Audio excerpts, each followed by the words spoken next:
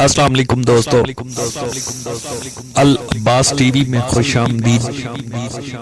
دوستو آج ہم تلاوت کرتے ہیں سورہ طلاق کی پہلی 3 آیات کا اردو ترجمہ۔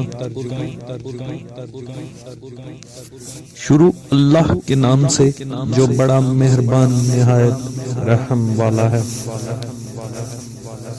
اے پیغمبر، مسلمانوں سے کہہ دو کہ جب تم عورتوں کو طلاق دینے لگو تو عدت کے شروع میں طلاق دو اور عدت کا شمار رکھو، اور خدا سے جو تمہارا پروردگار ہے ڈرو۔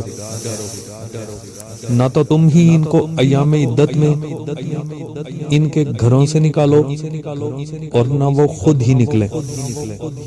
ہاں، اگر وہ صریح بے حیائی کریں تو نکال دینا چاہیے، اور یہ خدا کی حدیں ہیں۔ جو خدا کی حدوں سے تجاوز کرے گا وہ اپنے آپ پر ظلم کرے گا۔ اے طلاق دینے والے، تجھے کیا معلوم شاید خدا اس کے بعد کوئی رجعت کی سبیل پیدا کرتے۔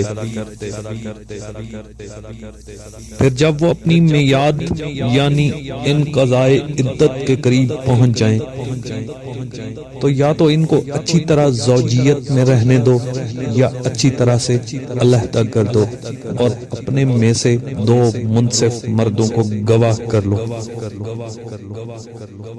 اور گواہ ہو خدا کے لیے درست گواہی دینا۔ ان باتوں سے اس شخص کو نصیحت کی جاتی ہے جو خدا پر اور روز آخرت پر ایمان رکھتا ہے، اور جو کوئی خدا سے ڈرے گا وہ اس کے لیے رنج و محن سے مخلصی کی صورت پیدا کرے گا، اور اس کو ایسی جگہ سے رزق عطا کرے گا جہاں سے وہم و گمان بھی نہ ہو،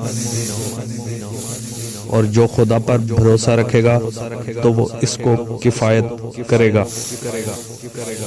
خدا اپنے کام کو جو وہ کرنا چاہتا ہے پورا کر دیتا ہے۔ خدا نے ہر چیز کا اندازہ مقرر کر رکھا ہے۔ صدق اللہ العظیم۔